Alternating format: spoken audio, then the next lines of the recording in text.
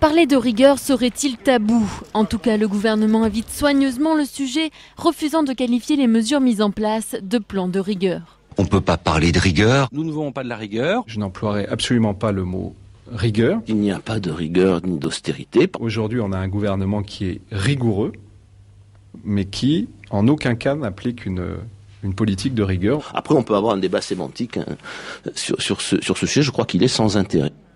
Moi, le mot que j'utilise, c'est le mot de rigueur. Mais après tout, on n'est pas là pour se battre sur les mots. Moi, je pense que... je plaide... Le mot que personne ne veut prononcer, ça, Jean-François Copé, sauf vous alors. Moi, je pense que les querelles de mots, c'est pas très important. Je crois que ce qui compte, c'est qu'on soit bien au clair sur ce qu'on veut faire. On a compris qu'il fallait pas parler de plan de rigueur à ce propos, mais qu'est-ce que vous répondez à ceux qui, dans votre camp, utilisent ce terme, comme Jean-François Copé, comme Alain Juppé, semblant vouloir dire que le gouvernement se cache un peu derrière son petit doigt en n'utilisant pas ce mot de rigueur? Je leur réponds que je m'en contrefous. Moi, je serais François Fillon. D'abord, je serais un peu respectueux de l'opposition. Il n'avait pas du tout le même ton quand je l'ai vu hier matin.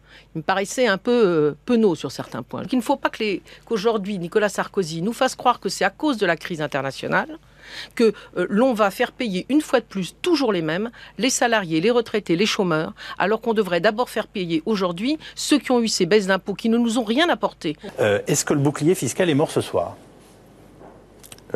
Si on parle des 600 millions qui sont reversés et qui font l'objet des attaques incessantes de la gauche, effectivement, ce serait bien que ça aille aux retraites, c'est ma position personnelle. Sur le plan politique, je pense que cette affaire rapporte peu.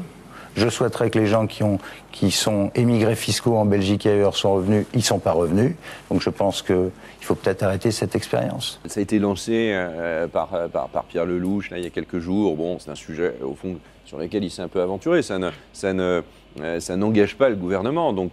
C'est aujourd'hui également que les députés ont voté le Grenelle 2, même s'il existe des réserves encore sur le financement des nouvelles mesures en raison, encore une fois, des mesures d'austérité qui s'annoncent. Mais depuis, les députés, notamment les députés UMP et un certain nombre de lobbies, se sont emparés du débat et ont fait reculer les compromis. C'était des compromis issus du Grenelle. Donc nous, on avait fait l'analyse d'une bouteille à moitié vide, à moitié pleine. Mais depuis, on l'a quasiment vidée. Il reste une cuillère à soupe. Il y a quelques mesures pas inintéressantes, mais il y a énormément de choses qui ont été complètement massacrées. Les inquiets, les tristes et les grincheux n'empêcheront pas que ces 250 articles seront les 250 fleurs du printemps de l'écologie. Dominique Strauss-Kahn sera un bon président de la République à gauche, Martine Aubry le serait aussi. On verra, n'oubliez pas. Ségolène Royal, non?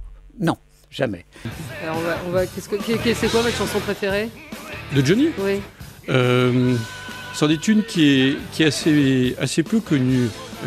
Comme des revenants de guerre, comme des revenants du front, ils ont la peur aux yeux, ils ont la ride au front. En politique, il faut se méfier des effets d'annonce, comme au cinéma, il faut se méfier des bandes annonces. Pas mal.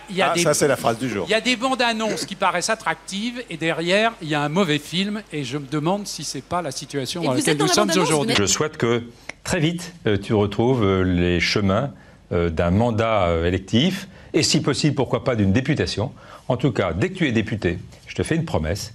Comme à chaque législature, on m'a remis une écharpe de député, on va te la remettre le jour où tu seras élu député. Ne la porte pas, je te donnerai la mienne.